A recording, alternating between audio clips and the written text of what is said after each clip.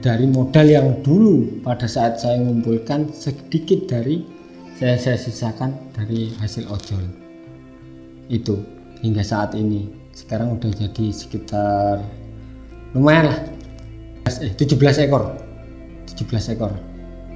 itu ada 4 ekor anakan, 13 ekor pejantan sama betina. Itu alhamdulillah dari situ Mas muter terus. Alhamdulillah memang Allah itu apa ya, bener-bener sama orang itu yang mau memperjuangkan agama Allah itu pasti Allah tolong gitu.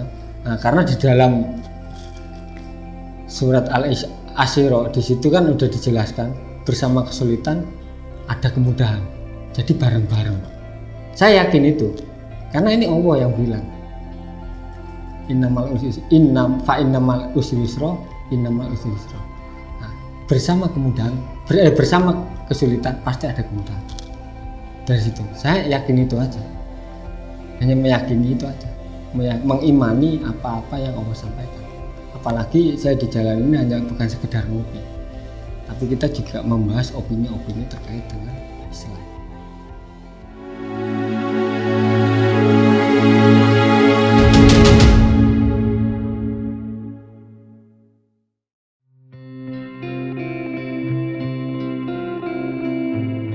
Bismillahirrahmanirrahim. Assalamualaikum warahmatullahi wabarakatuh. Nama Ahmad Denny Niti Sastro, nama panggilan Denny kalau nama di rumah, cuman kalau nama di jalan biasa banyak orang itu taunya Sastro. Makanya kemarin sempat ada yang bilang itu Denny Sastro. Itu kalau aslinya Jember Selatan, daerah desa ya. Alhamdulillah Allah izinkan untuk hijrah ke Malang. Hijrahnya itu tahun 2016. Ini bukan gara-gara ya, ini mungkin rencana Allah ya.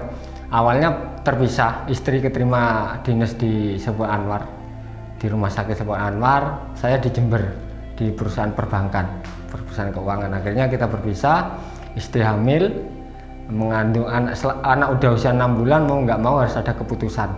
Maksudnya itu istri yang resign apa saya yang resign. Nah, setelah dirembuk, alhamdulillah saya yang resign. Karena di perbankan ya seperti itu. Akhirnya saya pindah ke Malang 2016. Saya pada saat itu di asuransi, masih di asuransi. Nah, setelah itu ya sambil berjalannya waktu, setelah saya di asuransi, saya sambil sering-sering mendengarkan majelis-majelis taklim. Ternyata di asuransi juga banyak subhatnya, banyak akad-akad yang batil. Habis itu saya resign. Setelah saya resign, saya Gojek. Ojol online. Nah, habis ojol, ternyata di ojol juga gitu, banyak akad-akad yang subhat. Salah satu contohnya ketika kita berboncengan dengan lawan jenis. Ternyata dalam Islam itu masya Allah tidak boleh. Akhirnya saya putuskan untuk resign. Alhamdulillah terkumpul modal sedikit. Akhirnya saya memutuskan untuk belajar ternak. Pengennya ternak kambing. Ya karena di lingkup perumahan lahannya nggak mencukupi. Pada saat mau ternak kambing, akhirnya saya pengen hewan kecil tapi seharga kambing. Nah, akhirnya searching di Google, di situ keluar ada kelinci, ada kucing dan macam-macam. Nah, kebetulan pengennya kucing sebenarnya, tapi kan di dalam Islam kucing itu tidak boleh diperjualbelikan karena bentuk hewan peliharaan. Nah, akhirnya saya memutuskan untuk memelihara kelinci. Saya dengan modal 800.000 waktu itu, kelinci yang biasa, yang paling biasa, kelinci ras tapi kelasnya kelas lokal. Dapat 1 pasang, saya breeding, alhamdulillah dari situ bisa berkembang. Itu bisa berkembang hingga saat seperti saat ini, lumayan. Itu. Kalau waktu di perbankan itu ngeri-ngeri sedap ya. Dalam artian sedapnya itu kita itu pada saat nerima gaji. Tapi kalau akhir tahun, akhir bulan, terutama akhir bulan tanggal 25 ke atas itu ngeri. Kita harus tega-tegaan dalam hal nagih. Saya kan dulu di bagian AO, accounting officer. Ya bagian cari nasabah, bagian maintain nasabah, juga bagian penagihan ke nasabah. Nah, habis itu akhir bulan itu naudzubillah ya, jangan sampai ini terulang lagi. saya gedor-gedor pintu, ada orang yang rumahnya dikunci, bahkan ada orang yang sakit mau nggak mau harus saya tagih. Nah setelah itu di situ saya ngerasa nggak nyaman mas, saya ngerasa nggak nyaman. Ini kerjaan kok kayaknya maksa wong ya. Pada saat pada saat kita butuh, orang itu kita rayu-rayu untuk mau utang ke kita. Tapi setelah orang itu dapat uang, kalau kita mau nagih itu kita paksa, itu nggak ada tolerir. Apalagi sudah sampai nunggak 4 bulan masuk NPL, itu wes sadis-sadisan cara nagihnya. Itu akhirnya sharing sama beberapa teman, ternyata di perbankan yaitu dalam Islam tidak boleh karena ada unsur tambahan. Itu unsur tambahan ya dalam artian memanfaatkan orang untuk utang berutang, itu riba.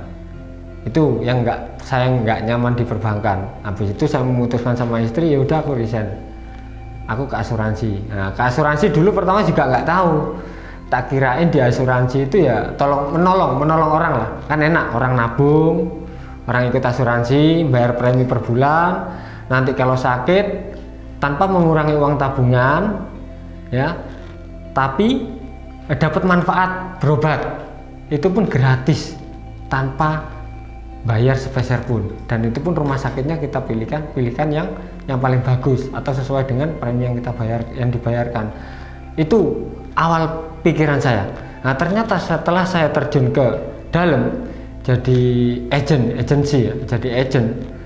atau marketingnya asuransi, ternyata sama saja. Dunia asuransi itu lebih ngeri malah. Akad-akadnya itu ternyata di situ banyak akad-akad yang kita sembunyikan, banyak akad-akad yang nggak fair-fairan dengan customer. Kenapa? Kalau kita fairkan ke customer otomatis pasti bendal.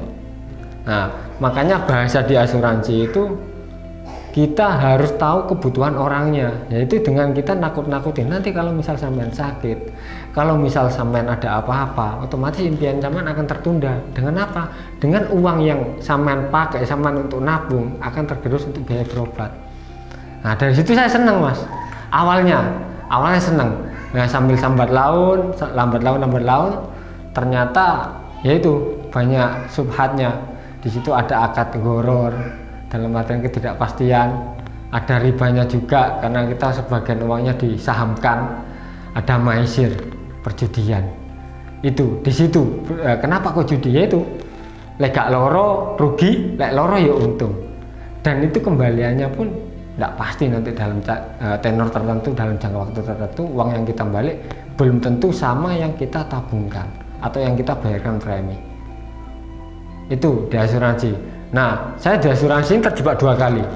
Awalnya di asuransi konvensional, oke lah, banyak. Akhirnya saya pindah ke asuransi syariah.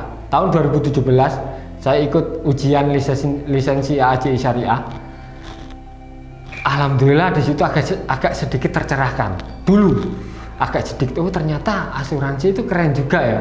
Ternyata Islam ini mengatur asuransi keren ini, dengan akad tolong menolong, gotong royong. Itu dulu sebelum saya tahu. Tapi ternyata setelah saya tahu, apa yang saya tawarkan ke customer atau calon nasabah saya, itu semuanya tetap banyak multi akad, banyak akad bertumpang tindih di situ. Karena kita di situ masih mewakilkan perusahaan, tapi kita nggak tahu notabe perusahaan yang sesungguhnya, uangnya dilarikan ke saham mana dan itu diputar buat usaha apa, itu kita nggak tahu.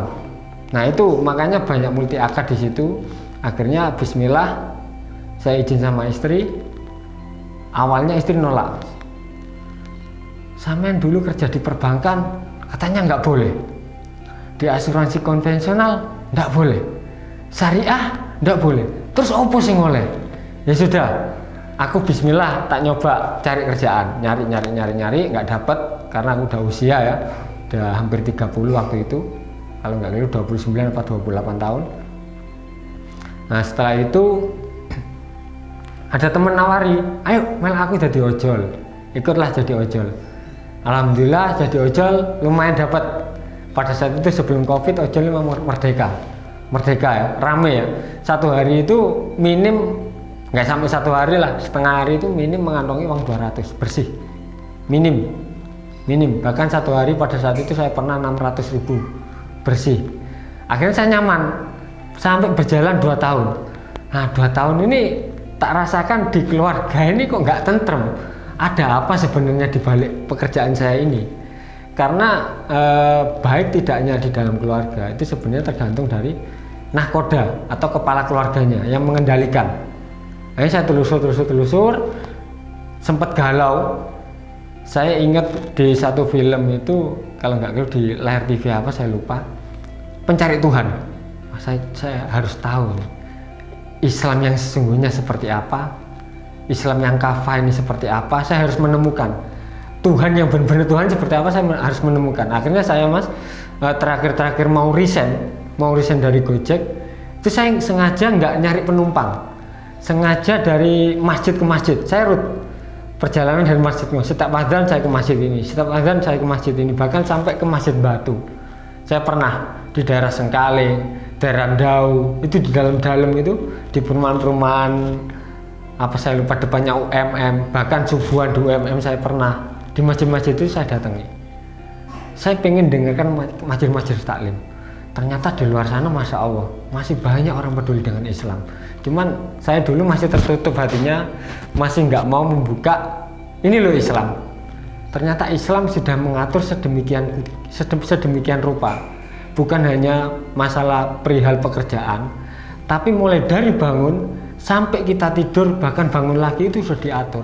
Bahkan ada apa ya, perhatian yang sangat prihatin dalam Islam itu, hal yang kotor, hal yang jelek, notabene dalam tanda kutip kita buang hajat pun diatur. Kita masuk kamar mandi kaki kiri, keluar kaki kanan, di dalam kamar mandi kita harus ngapain, ada doanya sendiri, itu sudah diatur. Akhirnya saya berpikir, Islam hal sepele ini aja diatur, pasti hal dalam mencari nafkah itu ada yang lebih luar biasa Islam mengatur. Akhirnya saya belajar dari situ. Akhirnya saya belajar, saya jual itu akunnya, itu bukan saya jual, saya kasihkan teman-teman ya. Habis itu uang dari ini saya buat ternak kelinci, dan alhamdulillah hasil dari kelinci ini saya lumayan dapat. Nah, ternyata dari rezeki apa yang kita dapat, ternyata ada hak rezeki orang lain yang harus kita kasihkan. Itu.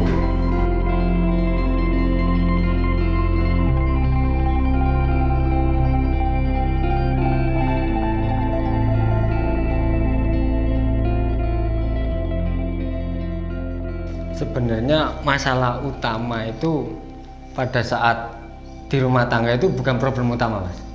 Dulu pada saat saya kecil, saya pernah kecelakaan, lumayan ngeri saya dengar ceritanya. Itu gagal otak ringan, itu sempat koma kurang lebih 2 pekan. Nah, dalam koma itu rasanya saya itu tidur lama, Mas, tidur lama, habis itu bangun. Setelah bangun, pada saat itu saya nggak bisa ngapa-ngapain. Itu kalau nggak salah kelas 4, kalau nggak kelas 5 SD. Nggak bisa ngapa-ngapain, Mas. Jalan nggak bisa, ya. Habis gitu ngomong aja nggak bisa, inget orang tua aja nggak. Tapi sadar, saya itu hidup kayak seperti dilahirkan lagi. Itu pada saat saya kecil. Apa ibaratnya katanya orang itu kayak mati suri lah, tapi seperti lahir lagi. 2 pekan, Mas, saya nggak sadarkan di ICU. Katanya orang tua seperti itu. Saya nggak inget apa-apa, kecelakaan tragedinya gimana apa-apa. Jadi sebagian memori kecil saya itu hilang. Nah, setelah itu singkat cerita, saya kan suka olahraga, meskipun badannya kurus seperti ini, dulu suka olahraga. Alhamdulillah pada saat kuliah saya aktif di organisasi. Nah, pada saat itu di organisasi saya ditunjuk untuk mengikuti perlombaan lomba lintas medan, atau bisa dibilang jalan cepat, ada menitnya, tapi bisa lari pelan juga bisa. Yang penting nyampe pada saat waktu yang ditentukan di finish, kurang lebih jaraknya 13-15 kilo. Nah, kalau di kita itu nyebutnya dulu itu lomba lintas medan yang mengadakan teman-teman Semarang di UNES Semarang ya. Habis itu 2011, kalau nggak 2010 akhir, 2011 awal saya mengikuti lomba. Karena saya orangnya itu nggak mau kalah ya, nggak mau kalah, saya menggebu-gebu ya apa carane mulih iki ben nggawa piala, paling enggak aku bisa foto mbek rektor. Itu keinginan saya dulu. Nah ternyata di dalam tubuh manusia itu ada suatu, manusia itu lemah, nggak bisa dipaksakan seperti robot, sangat lemah. Manusia itu terbatas Pak, kekuatannya terbatas. Pada saat itu saya terlalu ngoyo, ya bahasa ngoyo, terlalu menggebu-gebu. Ada pos-pos saya nggak mau istirahat karena pengen juara, nggak mau istirahat minum, istirahat apa nggak mau. Los terus, pada hampir nyampe garis finish. Garis finish dari depan mata, kurang lebih jarak 2 kilo sampai 3 kiloan. Ada pos terakhir untuk istirahat, saya nggak mau. Akhirnya saya terus lanjut. Akhirnya di tengah-tengah situ saya kena namanya dehidrasi tingkat tinggi, atau kalau bahasa medis itu heat stroke. Itu wis naudzubillah ya. Ini mungkin orang-orang yang sakarot rasakan ya. Jadi seluruh sekujur tubuh ini rasanya anyep kayak ditawarik sampai leher. Katanya dokter pada saat dibawa ke klinik, Mas, sampean telat berapa menit aja udah nggak tertolong, udah alfal. Tapi saya rasanya tidur, Mas. Saya nggak ingat apa-apa. Saya bangun-bangun kembali ke masa kecil saya dulu. Saya ini di mana? Itu namanya siapa? Ini siapa? Saya ada di alam mana? Karena pada saat sebelum saya bangun, saya diperlihatkan, Mas, amal-amal buruk saya itu diperlihatkan. Ya, saya dulu masih kuliah ya, suka maksiat, suka apa, semua tabir kejelekan saya diperlihatkan. Ini loh, kamu. Ini dalam gambaran ya, mungkin bahasa saya ini agak lupa-lupa inget, tapi semua itu diperlihatkan.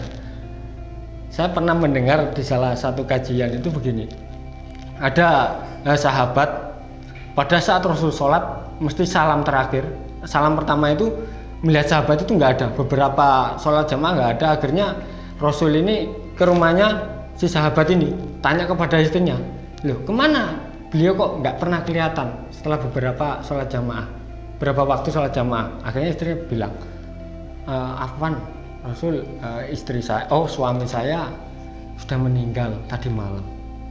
Tapi sebelum meninggal itu beliau mengucapkan 3 hal. Saya lupa nama jelasnya para sahabat ini siapa. Yang saya ingat itu cuma 3 kata-kata ini. Pada saat Sakarot itu beliau bilang gini, ya Allah, andai lebih jauh. Ini kata-kata yang pertama. Kata-kata yang kedua, ya Allah, andai lebih baru. Kata-kata yang ketiga, ya Allah, andai lebih banyak. Nah, yang ditanyakan istri sahabat ini kepada Rasulullah, wahai Rasul, ini pertanda apa? Suami saya ini kurang apa? Akhirnya Rasulullah menjawab, kamu nggak usah khawatir. Ternyata apa yang dilakukan suamimu selama ini hidup diperlihatkan semua sama Allah pada saat akhir ajal. Andai lebih jauh, maksudnya jaraknya dari rumah ke tempat sholatnya. Andai lebih jauh, maksudnya andai lebih jauh dapat pahala lebih banyak. Nah, beliau ini salah satu saudagar. Kalau dulu kan saudagar atau pedagang di zaman sahabat kan sukanya bergerilya, jalan kaki. Itu selalu membawa baju baru. Pulang-pulang bawa kaos oblong, bawa kaos jelek. Andai lebih baru. Nah, itu maksudnya apa? Kaos yang dikasihkan, yang disedekahkan untuk orang-orang, andai lebih baru. Terus beliau membawa uang banyak hasil dari dagangannya. Itu dikasihkan semuanya. Beliau cuma menyisihkan hanya untuk makan. Nah, itu yang dimaksud andai lebih banyak. Nah, saya flashback di tahun 2011 kalau nggak 2010 pada saat itu. Saya di kajian itu merenung, ya Allah, aku bersyukur dikasih, mungkin ini kesempatan hidup terakhirku ya. Setelah pada saat itu tabir-tabir keburukanku dibukakan. Semua maksiat apa yang pernah tak lakukan diperlihatkan sama Allah. Baik maksiat kecil pada saat bangkang sama orang tua, bahkan maksiat yang besar sekalipun, maksiat yang naudzubillah wis besar lah pokoknya, aku nggak bisa cerita ya, ngeri pokoknya. Itu diperlihatkan dalam waktu kurang lebih 12 jam.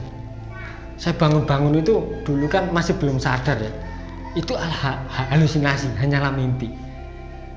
Itu yang sebenarnya bikin saya memutuskan untuk berhenti dari ojol dan memutuskan untuk menghindari perbuatan maksiat.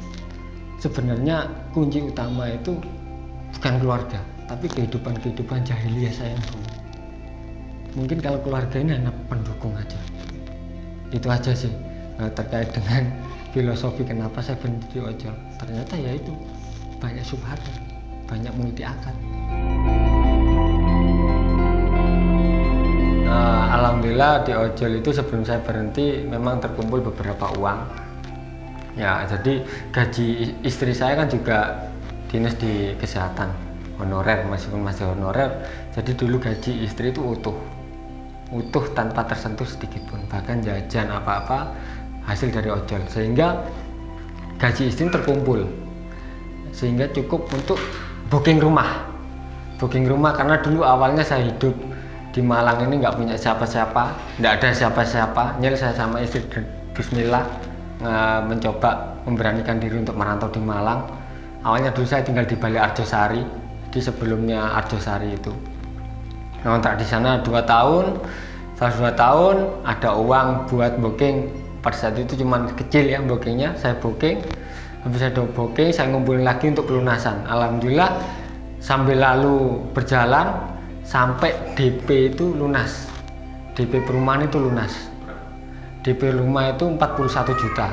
Waktu itu 2018 akhir. Nah, saya pindah nih. Belum ke rumah baru. Karena DP masih belum lunas pada saat itu. Pada saat mencicil, DP lunas itu sekitar tahun 2021. Tapi rumah udah proses dibangun. Akhirnya saya ngontrak lagi. Ngontraknya di mana? Di dekat rumah yang saya bangun. Saya ngontrak di situ dengan harapan nantinya kalau udah rumah jadi, tinggal enak pindahnya dekat. Sambil berjalannya waktu, ya, rumah jadi, saya DP lunas, rumah jadi, saya nempati. Nah, saya nempati pada saat itu mau akad, saya ikut ada satu majelis luar biasa keren di Malang. Itu bener-bener yang buka pola pikir saya. Saya tahu riba itu haram, saya tahu. Kredit, akad KPR, akad perbankan haram itu saya tahu. Tapi hanya sebatas haram aja. Tapi belum lebih mendalam apa sih implementasi haram yang sesungguhnya itu belum. Akhirnya saya berpikir di situ. Ini aku akad, aku balik mana? Itu. Bahkan di situ di Al-Baqarah ayat 275 udah jelas bahwasanya Allah itu mengharamkan riba dan menghalalkan jual beli. Bahkan di ayat terakhir itu kalau nggak salah artinya itu siapa yang udah tahu riba itu haram tapi masih melakukan, ancamannya itu kekal, Pak, di neraka itu. Saya di situ merenung, ya Allah, ternyata ini ya makna dari riba yang sesungguhnya. Definisi riba itu ternyata ini bukan hanya sekedar haram, tapi Allah sangat mengancam. Ini perintah Allah, jadi nggak ada toleransi, nggak ada ikhtilaf di situ. Kalau udah haram ya sudah haram, karena hukum asalnya haram. Kepepet gimana pun itu haram, itu haram. Dan itu saya mulai berunding sama istri, karena pada saat itu istri masih belum restu, malah belum ikhlas 100%. Saya pengangguran. Akhirnya saya ngomong sama istri, ya apa gitu. Saya berunding mulai jam 9 malam sama istri sampai jam 2 pagi dini hari. Alhamdulillah Allah kasih solusi di situ. Ya sudah, Bi, dilepas saja, enggak apa-apa. Ikhlas yo kontrak maneh. Enggak apa-apa.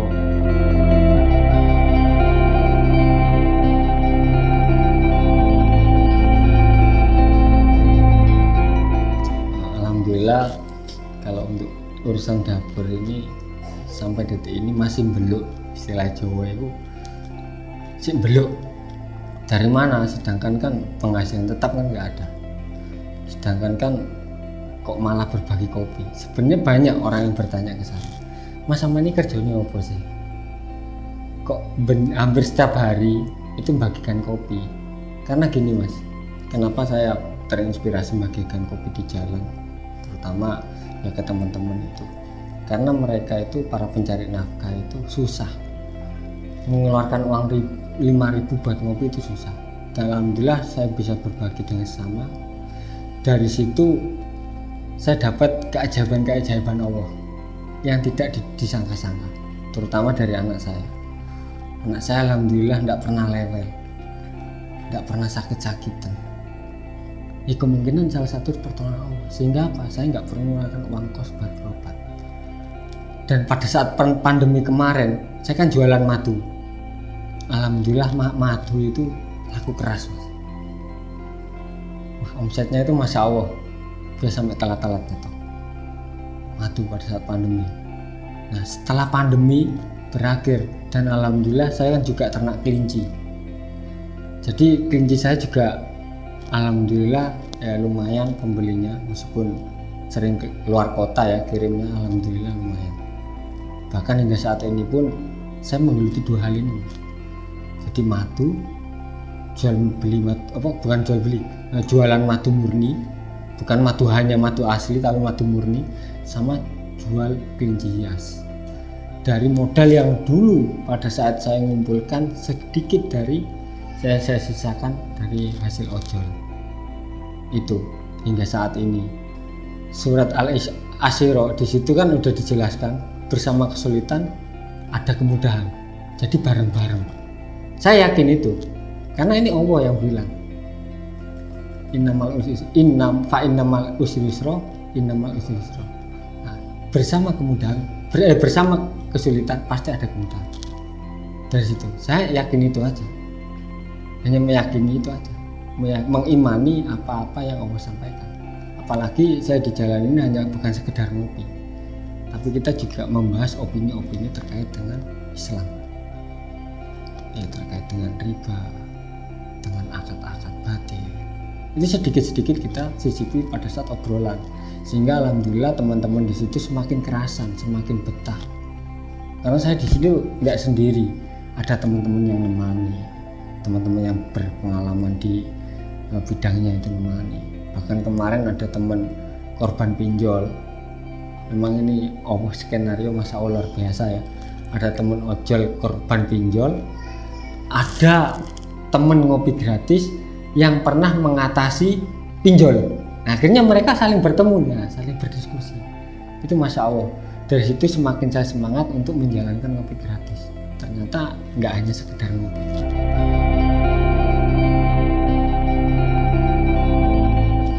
Kalau cobaan yang paling berat itu dulu pada saat saya kuliah, itu menurut saya itu berat. Kenapa? Karena saya itu saya kan 3 saudara, saya anak pertama. Saya itu anak yang paling dielem. Dari wong Jawa kan anak pertamanya paling dielem. Nah, saya dielem. Saya semuanya serba diberikan baru. Nanti adik-adik saya dapat lungsuran. Terus saya minta apa? Saya sama almarhum untuk dituruti.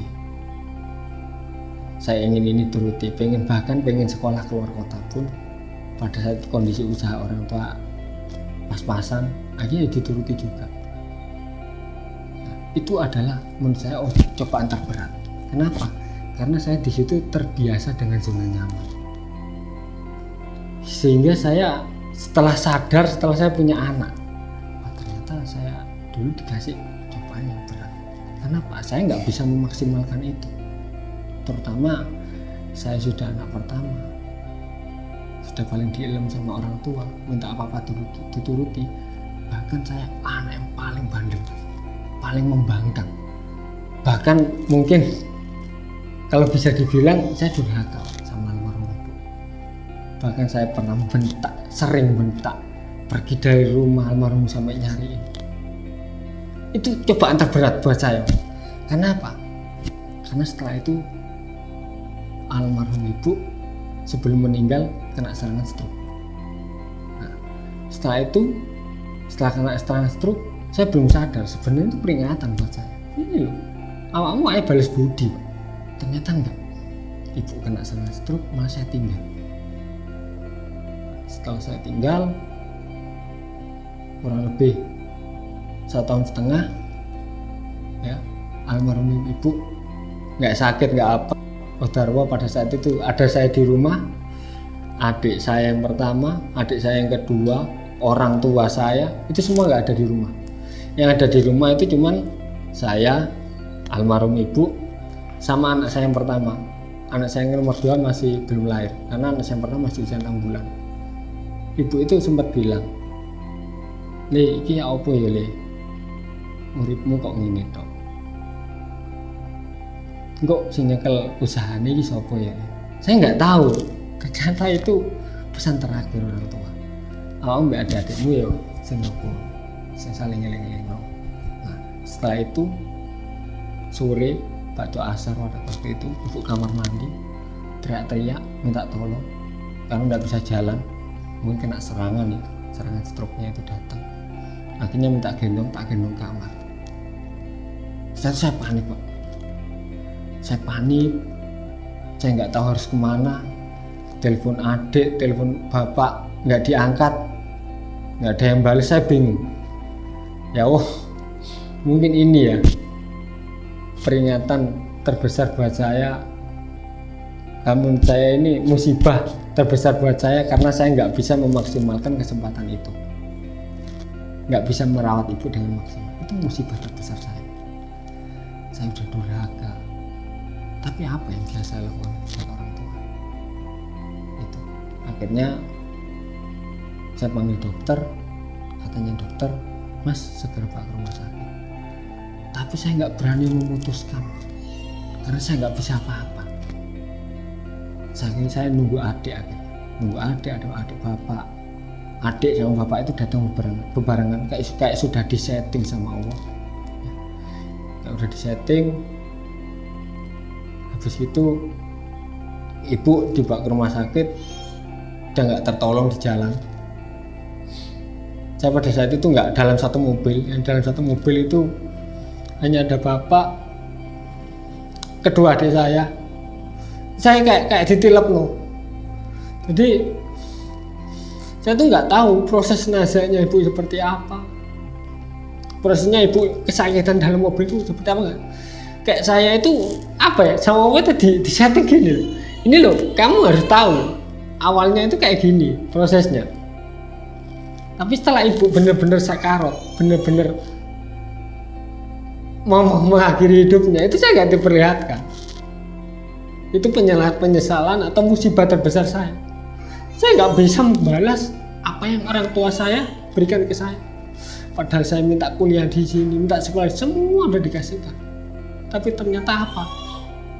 Makanya ada orang bilang itu orang tua itu bisa merawat banyak anak, ya. Tapi anak banyak, anak 1, 10 berapa, belum tentu bisa merawat maksimal dengan kasih sayang, sepenuh kasih sayang sama halnya orang tua merawat anak itu untuk merawat ibunya, nggak bisa. Makanya dengan adanya ngopi gratis ini, saya hanya mengharap sama Allah, semoga itu menjadi pelebur-pelebur dosa yang terdahulu. Dan saya pengen berkumpul lagi sama almarhum ibu. Inilah minta maaf yang bisa saya lakukan. Karena nggak mungkin saya sugem, saya ngaji terus, ini nggak mungkin. Ya mungkin dengan lewat wasilah amal jariah ini. Dan dengan harapan saya bisa menjadi solih di matanya Allah. Itu mas, musibah terbesar buat saya. Menurut saya itu musibah.